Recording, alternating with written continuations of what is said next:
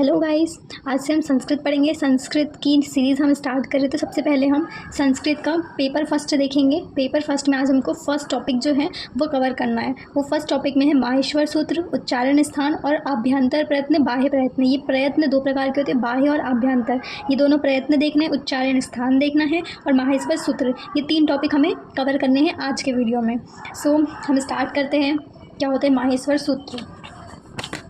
माहेश्वर सूत्र जो है ये 14 जो लिखे हुए हैं यही माहेश्वर सूत्र होते हैं। मैंने कोशिश की है कि मैं 1 पेज नोट्स आपको प्रोवाइड करूं। उसमें मैं माहेश्वर सूत्र, उच्चारण स्थान, आभ्यंतर प्रयत्न, बाह्य प्रयत्न सब मैं आपको एक ही पेज में प्रोवाइड करूंगी, ताकि सब चीज़ें आपके पास में शॉर्ट में हो और हम कुछ भी स्किप नहीं करेंगे। हम सारी चीज़ें इसी में डील करेंगे। तो पहले हमारे पास में माहेश्वर सूत्र। माहेश्वर सूत्र जो होते हैं, ये जो 14 दिख रहे हैं यही माहेश्वर सूत्र होते हैं। इन्हीं 14 सूत्रों को माहेश्वर सूत्र कहा जाता है। फिर भारतीय मान्यताओं के अनुसार ये कहा जाता है कि जो पाणिनि मुनि हैं उन्होंने यह जो सूत्र हैं अपनी तपस्या के फलस्वरूप प्राप्त किए थे। उन्होंने भगवान शंकर जी की तपस्या की थी और भगवान शंकर ने उन्हें प्रसन्न होकर के इन माहेश्वर सूत्र की उत्पत्ति बताई थी। इन्हीं माहेश्वर सूत्र को अक्षर भी कहते हैं, अक्षर सामान्य भी कहते हैं।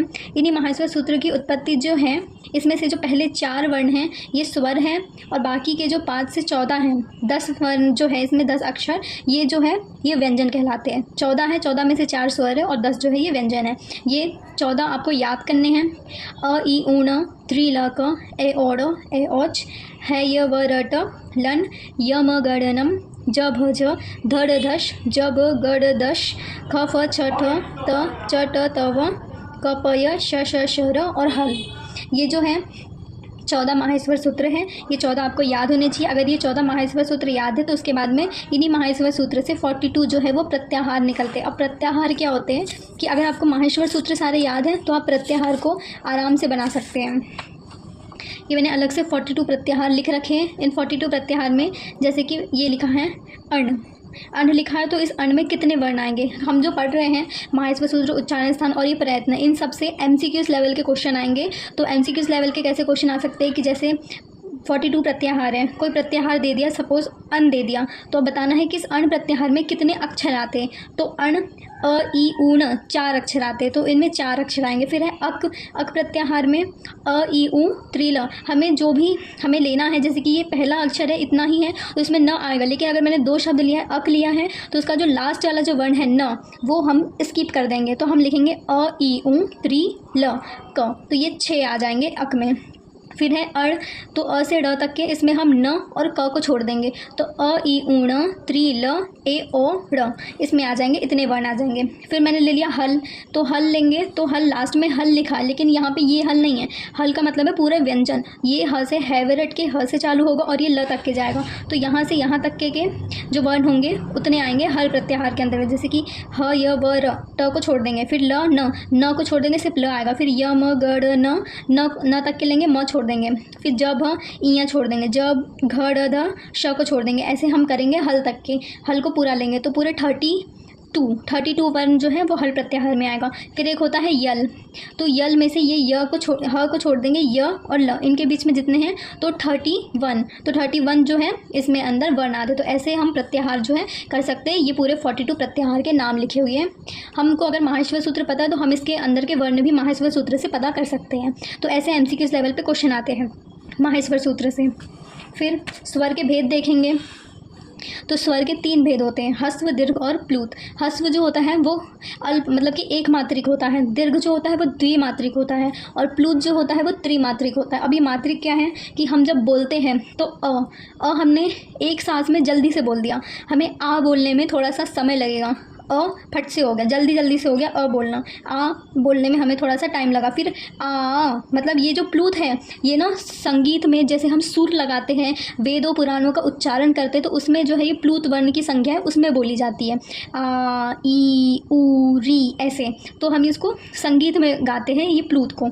तो ह्रस्व में 5 होते हैं, अ ई ऊ री ली, और ली का दीर्घ नहीं होता है, तो दीर्घ में ली कभी नहीं आएगा। फिर दीर्घ को देखेंगे तो दीर्घ में 8 अक्षर होते हैं, आ ई ऊ री ए ओ ए औ। फिर प्लूत में भी अ ई री लू ए ओ ए ओ, इसमें एक दोबारा से लिख दिया है मैंने, तो एक ई कैंसिल हो गया। तो ये होते हैं ह्रस्व, दीर्घ और प्लुत के स्वर के भेद हैं। फिर आते हैं व्यंजन के भेद। तो व्यंजन के भेद हैं स्पर्श व्यंजन, अंतस्थ व्यंजन, ऊष्म व्यंजन। तो स्पर्श व्यंजन में हम जब इस व्यंजनों को हम जब मुंह से उच्चारण करते हैं, जैसे कि क, तो हमारा स्पर्श, हमारी जो जिह्वा है वो स्पर्श करती है हमारे कंठ तालु को। तो क से लेकर के म तक के जो वर्ण होते हैं वो सारे स्पर्श व्यंजन कहलाते हैं। अब क से म में जैसे कि वर्णों के 5 भेद होते हैं, क वर्ग, च वर्ग, ट वर्ग, त वर्ग और प वर्ग। क वर्ग के अंतर आता है क, ख, ग, घ, ई, ड। च वर्ग के अंदर आता है च, छ, ज, झ, इय। ट वर्ग के अंदर आता है ट, ठ, ड, ढ, ण। त वर्ग में आता है त, थ, द, ध, न। प वर्ग में आता है प, फ, ब, भ, म। ये 12 खड़ी हैं क वर्ग, च वर्ग, ट वर्ग, त वर्ग और प वर्ग में। तो ये वर्ग हमें याद होना चाहिए, हमें उच्चारण स्थान में इनका बहुत काम आने वाला है। तो क से लेकर के म तक के जो वर्ण होते हैं वो स्पर्श व्यंजन होते हैं। फिर अंतस्थ व्यंजन, इसमें यण प्रत्याहार आता है। अब हमने यण प्रत्याहार देखा था, जैसे ये माहेश्वर सूत्र है, हमें यण प्रत्याहार देखना है।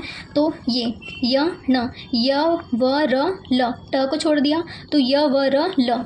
तो यहाँ पे भी वही है य, व, र, ल, ये यण प्रत्याहार हो गया। फिर ऊष्म व्यंजन, ऊष्म व्यंजन वो होते हैं जिनको बोलने पर हमें बहुत ऊर्जा लगती है, हमारे मुंह से ऊर्जा निकलती है। तो शल, जो सल प्रत्याहार है श, श, श, ह और ल, ये होता है शल प्रत्याहार माहेश्वर सूत्र में स, ल। तो श, श, श, र को छोड़ दिए और ह, तो ये होते हैं ल। तो ये है शल प्रत्याहार। तो ये होते हैं हमारे ऊष्म व्यंजन। फिर वर्णों के भेद हमने पढ़ लिए, तो हमारा माहेश्वर सूत्र जो है वो कंप्लीट हो गया। माहेश्वर सूत्र से एमसीक्यूज पूछ सकते हैं कि माहेश्वर सूत्र की संख्या कितनी होती है, तो 14 होती है। माहेश्वर सूत्र में स्वर कितने हैं, 4 है। व्यंजन कितने हैं, 10 हैं। फिर कितने प्रत्याहार होते हैं, तो 42 प्रत्याहार होते हैं। फिर प्रत्याहारों में ये पूछ सकते हैं कि उनमें से शल में कितने वर्ण आते हैं, कल में कितने वर्ण आते हैं, यण में कितने आते हैं, हल में कितने आते हैं, अक, अन, ये जितने 42 उनमें हो सकता है पूछ ले कि कैसे वर्ण आते हैं, तो वो आपको माहेश्वर सूत्र से निकालते बनने चाहिए। फिर ह्रस्व स्वर में कितने अक्षर आते, तो 5 आते हैं। दीर्घ में 8 आते, प्लुत में इतने आते। फिर व्यंजन के भेद, व्यंजन के 3 भेद होते हैं। स्पर्श व्यंजन कौन से होते, क से म तक होते हैं। अंतस्य व्यंजन कौन से होते, यण प्रत्याहार। ऊष्म व्यंजन कौन से होते हैं, शल प्रत्याहार। ऐसे क्वेश्चन आ सकते हैं एमसीक्यूज के। अब हम आते हैं उच्चारण स्थान पे। तो उच्चारण स्थान हमें 11 पढ़ने हैं। उच्चारण स्थान का मतलब है कि हमें उच्चारण कहाँ कहाँ से हो रहा है, कौन से शब्द निकल रहे हैं।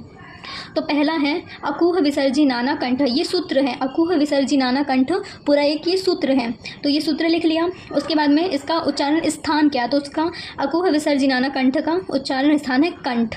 और इसमें वर्ग आते हैं क वर्ग। क वर्ग में क्या आता है, क, ख, ग, घ, ढ।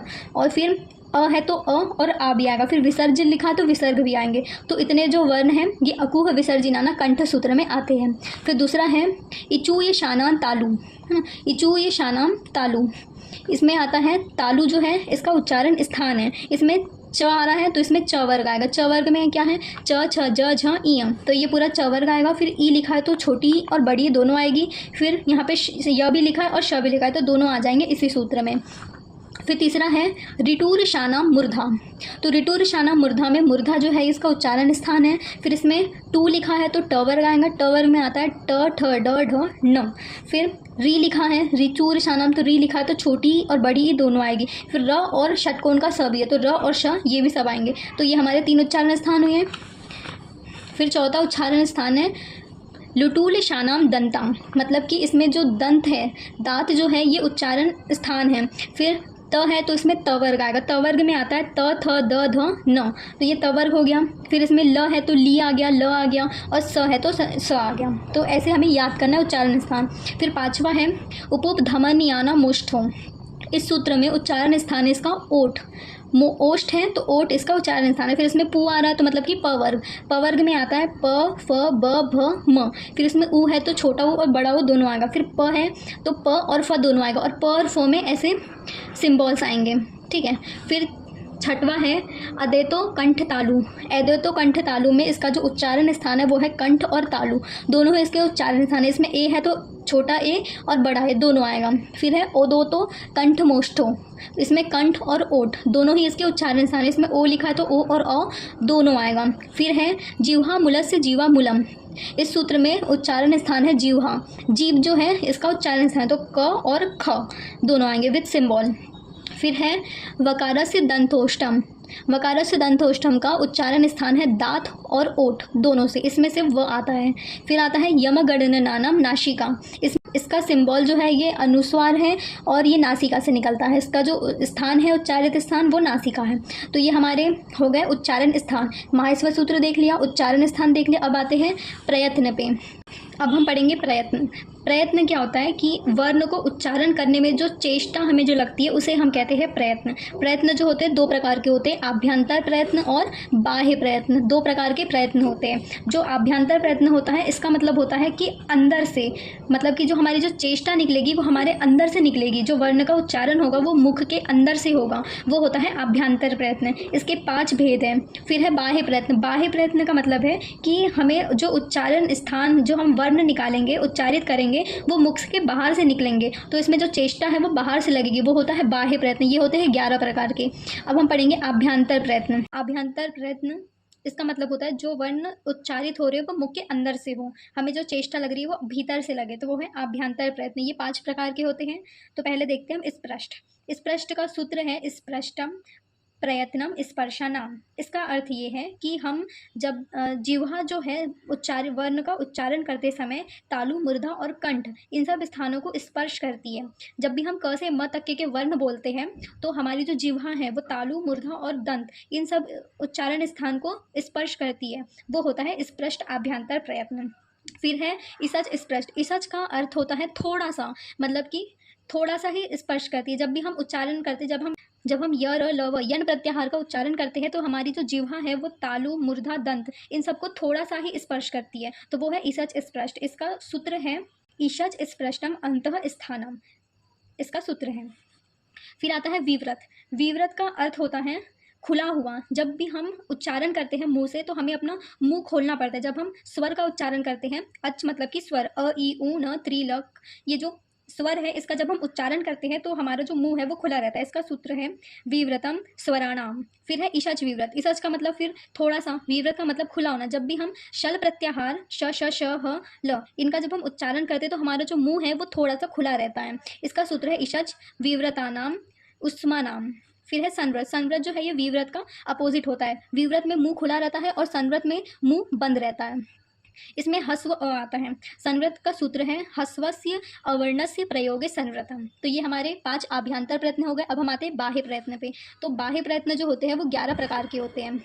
बाह्य प्रयत्न का अर्थ है कि जब हम मुख से कोई भी वर्ण निकालते हैं तो वो बाहर से निकलता है। उच्चारण करते समय जो चेष्टा लगती है वो हमें बाहरी चेष्टा लगती है, उसे हम कहते हैं बाह्य प्रयत्न। बाह्य प्रयत्न जो है वो 11 होते हैं। इसको हमने कुछ समूह में बांटा है, पर 11 होते हैं। विवार, संवार, श्वास, नाद, घोष, अघोष, फिर अल्पप्राण, महाप्राण, फिर उदात, अनुदात और स्वरित। उदात, अनुदात और स्वरित ये होते हैं बाह्य प्रयत्न। पर हमने इनको ग्रुप्स में बांटा है, तो हमने विवार, श्वास और अघोष इन तीनों को एक में रखा है क्योंकि इन तीनों ही बाह्य प्रयत्न में खर प्रत्याहार आता है। इसका सूत्र है खरो विवारा श्वास अघोषच्य। इसका सूत्र ये है, इसमें जो है खर प्रत्याहार आता है। फिर है संवार, नाद और घोष, इसमें हस प्रत्याहार आता है। हसव, संवारा, नाद, घोषच्य। फिर है अल्पप्राण। अल्पप्राण का मतलब है कम। जब भी हम उच्चारण करते हैं, जब भी हम बोलते हैं तो हमारी बाहर की जो चेष्टा है वो थोड़ी सी कम निकलती है। जैसे कि यन प्रत्याहार में हमारी जो चेष्टा है वो थोड़ी कम निकलती है, तो इसे हम अल्पप्राण बोलेंगे। इसमें इसका सूत्र है वर्गानाम प्रथम, तृतीय, पंचम यशस्य अल्पप्राण। इस सूत्र का क्या अर्थ है?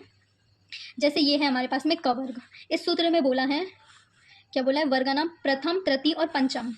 ये है प्रथम, तृतीय और पंचम। जब हम क, ग और घ बोलते हैं या फिर च, ज और इंग बोलते हैं तो इसमें हमें जो चेष्टा लगती है वो थोड़ी सी कम लगती है। तो ये प्रथम, तृतीय और पंचमी ये जो है वर्ग के ये अल्प प्राण कहलाते हैं। और जो द्वितीय और चतुर्थ है छ, झ, ख, घ, इनमें हमें जो चेष्टा निकलती है, हमारी जो ऊष्मा निकलती है वो थोड़ी सी ज़्यादा लगती है, तो ये आते हैं हमारे महाप्राण में। तो महाप्राण में सल प्रत्याहार है। इसका सूत्र है वर्गानाम द्वितीय, चतुर्थ, शलश, महाप्राण। मतलब कि जो वर्ग है उसके द्वितीय और चतुर्थ जो है उसमें हमें जो चेष्टा लगती है वो ज़्यादा लगती है, तो उसे हम महाप्राण के अंतर्गत रखते हैं। तो समझ में आया अल्पप्राण और महाप्राण। फिर से समझा रही, ये हमारे पूरे वर्ण हैं। इसकी जो पहली सीरीज़ है, तृतीय सीरीज़ है और पाँचवीं जो है ये हमारी अल्पप्राण की, और जो द्वितीय और चतुर्थी है ये हमारे महाप्राण की है। फिर लास्ट है हमारे पास में उदात, अनुदात और स्वरित। जो उदात अनुदात और स्वरित है इसमें अच प्रत्याहार आता है। अब उदात अनुदात स्वरित क्या है कि जब हम उच्चारण करते हैं तो हमारे तालु मूर्धा जो है वो ऊपर की तरफ स्पर्श करती है, हमारी जिह्वा ऊपर की तरफ स्पर्श करती है, तो वो उदात है। अनुदात मीन्स जो कंठ तालु है वो सब जो है वो नीचे स्पर्श करते हैं, नीचे की ओर होते तो वो अनुदात है। और स्वरित जो है वो उदात और अनुदात के बीच का समारोह है, वो स्वरित कहलाता है। इसमें अच प्रत्याहार है। तो ये हमारे बाह्य प्रयत्न हो गए 11, अभ्यंतर 5। तो हमने फर्स्ट टॉपिक कंप्लीट कर लिया है, माहेश्वर सूत्र प्लस उच्चारण स्थान, अभ्यंतर प्रयत्न और बाह्य प्रयत्न। तो हमारे सिलेबस का जो फर्स्ट टॉपिक है वो हमने कवर कर लिया। उसमें हमने 3 टॉपिक्स कवर करिए, माहेश्वर सूत्र, उच्चारण स्थान और प्रयत्न। So thank you for watching.